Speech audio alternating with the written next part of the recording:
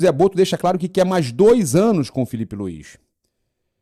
Naquela ocasião ele achou que ainda não deveria responder, depois já havia a vontade dele de ficar e a nossa vontade que permanecesse. Então o Felipe Luiz já falou para o José Boto e para os dirigentes do Flamengo que ele quer continuar, já deu essa resposta depois. Então seguimos tratando dessa questão. Até semana passada em Portugal tive uma reunião com o representante dele e conversamos sobre a negociação, tá? Quero destacar também que na semana passada ele teve a possibilidade de sair para um clube europeu, ele recusou, é o Fenerbahçe da Turquia. E eu sei disso porque o presidente desse clube me ligou e perguntou quanto queríamos para liberar o Felipe. Respondi que, como o BAP já disse, isso não é um banco. Nós queremos que ele fique e não tínhamos qualquer intenção de vendê-lo. Ele próprio também recusou. O clube queria pagar muito mais do que a multa que o Felipe Luiz tem no contrato, mas ele não quis ir. Olha que legal. Não queria deixar o projeto. E era um bom clube europeu. Comecei a conversar com ele. O Jorge Jesus estava lá, né? O Jorge Jesus estava lá no Fenerbahçe. Comecei a conversar com o representante dele e seguimos em tratativas para ver quando chegaremos a um acordo, né? Esse assédio não me surpreende. Nós já sabíamos e não foi isso que acelerou o processo. O agente, por ser muito requisitado e ter bastante trabalho, só conseguiu iniciar as conversas agora. Então, o José Boto falando sobre a questão aí, né, justamente do Felipe Luiz. Cara, sensacional isso aí. O Felipe Luiz querendo ficar, falou que quer ficar, negando proposta da Europa. O José Boto também deixando claro que o Flamengo não é banco, como o BAP sempre falou. Cara, importantíssima essa atitude do Flamengo. Olha só, a gente também tem aqui a outra declaração do José Boto, tá? Que é sobre a questão do Pedro, né? A gente teve o José Boto deixando claro que teve uma proposta pelo Pedro, tá? Falando também que, olha só, vamos ouvir aqui, ó. Vamos reagir. Tudo aquilo que falou. O Pedro melhorou. Foi público sobre o Pedro, resultou num Pedro diferente. E tudo que foi dito naquela época resultou num Pedro diferente, né? Muito o Flamengo e ele próprio na sua valorização como jogador. Tudo o resto são coisas normais que acontecem dentro de clubes. Nunca houve uma intenção de vender. Era uma altura aí em que o Pedro não estava a ser utilizado, mas não havia a intenção de vender, tá? Por nenhum valor que não fosse aquele que nós sabíamos que o Pedro tem, só que o Pedro está a jogar, no caso, o valor do que ele está jogando hoje. E o que eu entendi que eles quiseram, que o Boto quis dizer, é que quando ele falou, hoje ele não está valendo 15 milhões de euros, então não necessariamente é que ele queria vender por 15, é porque ele pensava o seguinte, ele não está valendo nem 15 pelo que ele está jogando, então eu não vou vender, e não queria vender, e hoje ele vale muito mais, e ainda assim não quer vender. O Flamengo não é banco. Isso aqui é importante, e isso ele fala aqui, ó, tudo que foi feito para que o Pedro atingisse, né, esse momento que está tendo agora, a performance que ele é capaz de atingir e que era a entrega que nós queríamos, então estamos todos muito satisfeitos, ele falando, José Boto, e com essa entrega, tanto é que isso é verdade, que houve uma proposta agora, né, nesse final de janela, quase no final da janela, para a venda do Pedro, tá? Ele dizendo que chegou uma proposta de 18 milhões de euros, dólares ali, ele fala euros depois dólares, acredito que foi dólar, se ele estava nessa dúvida é porque foi do mundo árabe, tá? E a gente tinha trazido essa proposta aqui que chegou do mundo árabe, e nós recusamos. Ele diz que o Flamengo recusou a proposta do mundo árabe de 18 milhões de dólares, tá? Se é mundo árabe, 18 milhões de dólares. Então, é muito importante a gente ter essa informação aí, né, de que o Pedro teve essa proposta recusada pelo Flamengo. Excelente entrevista do Boto, tem ficado muito quieto, tem ficado na dele, tá fazendo um trabalho bacana, tá trabalhando, quando tá trabalhando é elogiado. Essa é a questão. Se trabalha sério, faz tudo direitinho, não tá vacilando, a gente tem que elogiar, tá fazendo um trabalho sério, tá merecendo ficar, tá merecendo ser elogiado, tá? A partir do momento que o trabalho tá sério, a gente elogia. Aqui a gente não persegue ninguém, não tem por que ficar perseguindo, não tem inimigo dentro do Flamengo. A gente criticava porque estava acontecendo coisa errada. Eu acho que foi desnecessário. Aquele momento que aconteceu, o vazamento da forma que foi, acabou. A gente hoje está torcendo pelo bem do Flamengo e ele está fazendo bem ao Flamengo, então tá tudo bem. Tá tudo em casa e a gente quer o bem do Flamengo. A gente, quando critica, a gente quer o melhor. A gente não quer perseguir alguém, a gente não quer atacar alguém. Nunca foi assim. Tá? A gente procura sempre o melhor. Como eu sempre tenho defendido o Felipe Luiz e muita gente me atacou, teve gente pedindo fora Felipe. Lembra aqueles primeiros momentos, aquele jogo com o Central Córdoba e tal? Teve gente falando um monte de besteira, chamando ele de como é que é? O Gepeto, né? Como é que é? Não, cara, eu não lembro qual foi a brincadeira que fizeram, que ele inventava, cara, falaram um monte de besteira. Cara, eu nem lembro. Eu sei que estavam atacando já o Felipe e eu estava defendendo e estavam me criticando. O tempo provou o belíssimo trabalho do Felipe Luiz, 50 pontos em 22 jogos, podendo chegar a 98 pontos no Brasileiro, com grandes chances de bater o recorde de 2019 do Jorge Jesus e do Abel Braga. É isso. Eu acho que o Felipe Luiz está provando ser um grande treinador, mesmo ainda inexperiente, um grande treinador.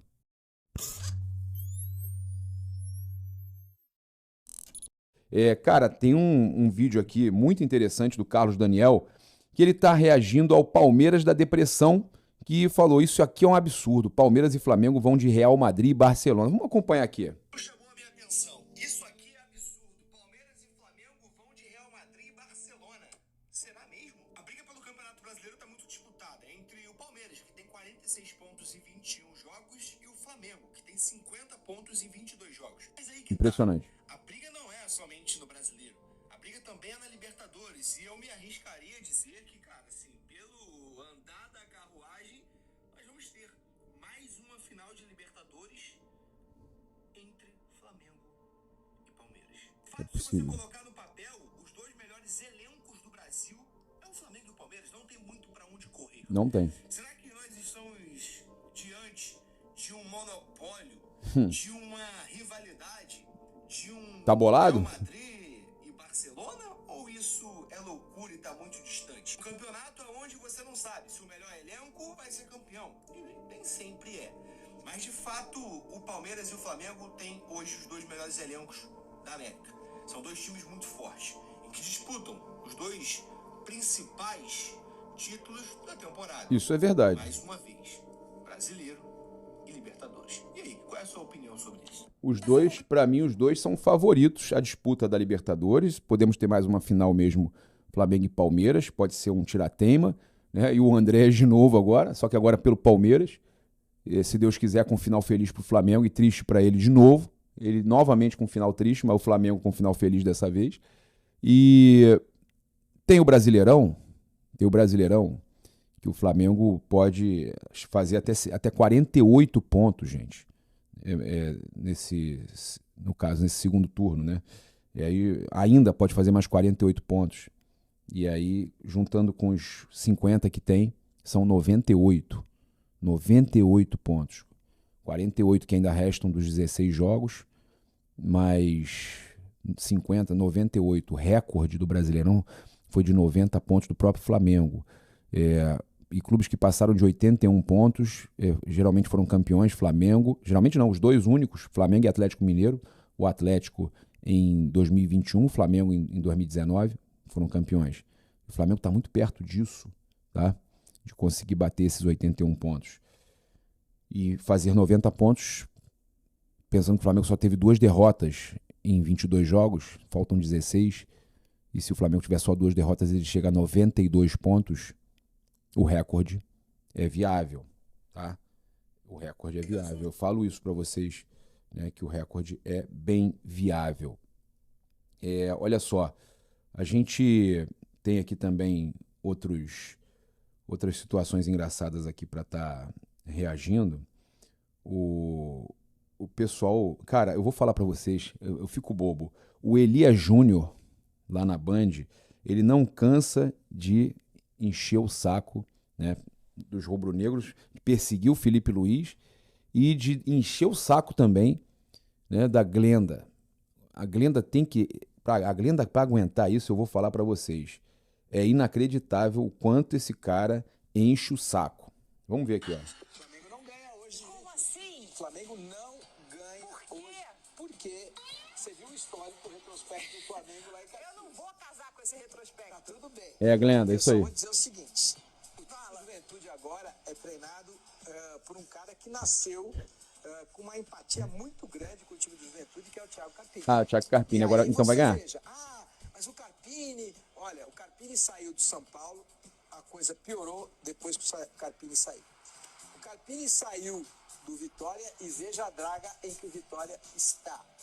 O Carpini chegou no Juventude e o time do Juventude evoluiu muito. Evoluiu muito, muito. E o Carpini tem consciência de que hoje, se não jogar no 4-5-1, é incompetente. Tem que povoar o meio-campo. E um meio-campo muito Então é povoado, suficiente para ganhar o Flamengo. meio-campo solidário, meio-campo Felipe que Luiz não sabe vale nada, vai segundo o ter que Elias ajudar Júnior, né? bastante Toda a a vida tá defesa. sempre criticando. E vai ter que mostrar ao time do Juventude que vai ter que sofrer, mas vai ter que sofrer dentro de um regulamento. É um time muito difícil de ser batido. E essa é a cabeça do Carpini. O Carpini sabe como jogar contra adversários Fala e mais não fala fortes. nada. Ele tem um modelo e sabe como jogar contra adversários mais fracos. Tem outro modelo. O Flamengo não ganha. Falou e não disse nada. E ele dizendo, Hoje, Flamengo não ganha hoje do Juventude. Ele falou, tá registrado aqui, meu querido. Flamengo não ganha do Juventude. Cara, é uma atrás da outra que você erra, hein? Esse Elias Júnior, eu vou falar, que é biscoito, hein? Tá querendo biscoito, hein? Agora, falar aqui sobre também, mostrar pra vocês, cara, muito bom aqui os reacts aqui do nosso querido J. Arce. Olha só, o Russo Vascaíno, ele reagindo ao Russo Vascaíno, muito bom também. Eu gosto quando sai o gol do Galvão, olha lá. Olha o gol. Aí, não, e eles falam aqui, ó.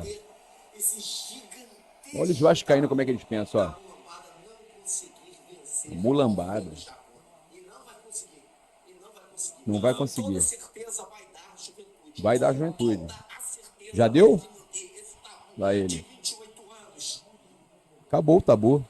Falou que não ia acabar durante o react dele.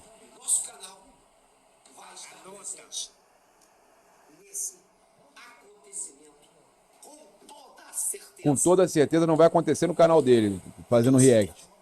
Flamengo ganhar do Juventude.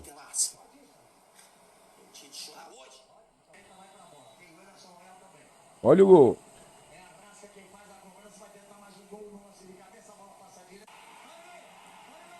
Olha o gol. Olha o gol. Quebrando tudo. O Vascaíno quebrando tudo. E o J. Arce. É muito bom o J. Arce. Olha lá. Arrascapeta de novo. Olha lá. O J. Arce é muito bom, cara. Não é possível. Tá pedido, não? Quebrou o negócio, Russo. Cara, olha lá, ele quebra tudo. Deixa eu mostrar isso aqui pra vocês, cara. Ele joga o negócio, ó. Olha lá. Ó, vai fazer o showzinho dele lá, olha lá, ó.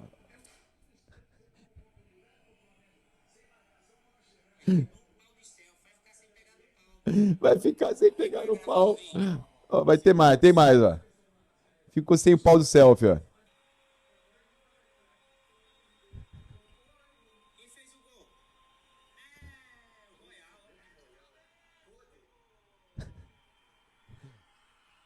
Ai, meu Deus, é muito bom.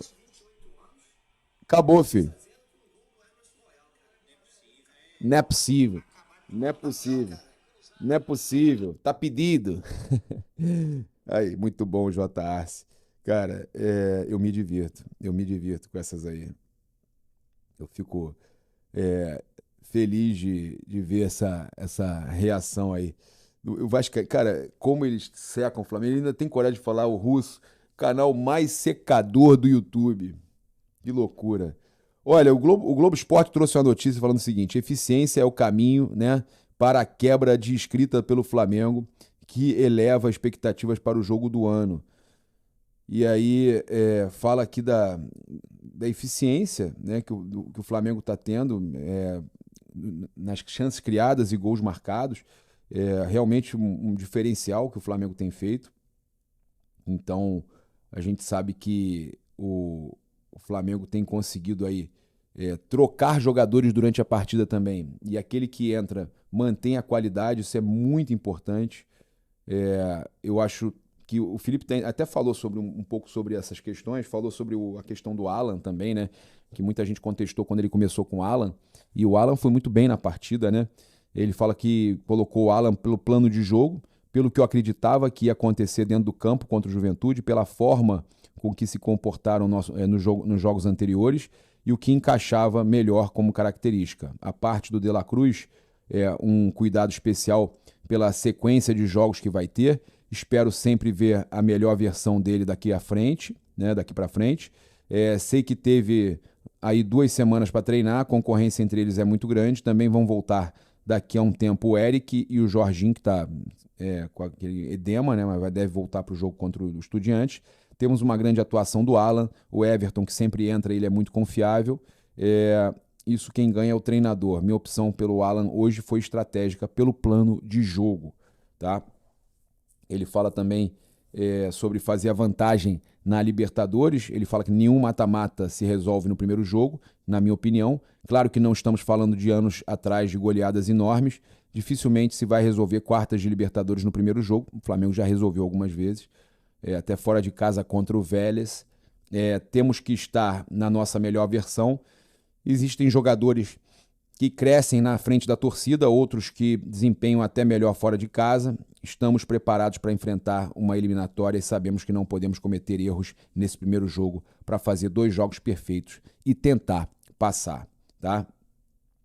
Sobre se é possível manter o nível até o fim, ele fala que o nosso objetivo é não só manter o desempenho, mas melhorar conforme vai passando o tempo com as correções, os vídeos, treinamentos e os conceitos novos que vamos implementando na equipe.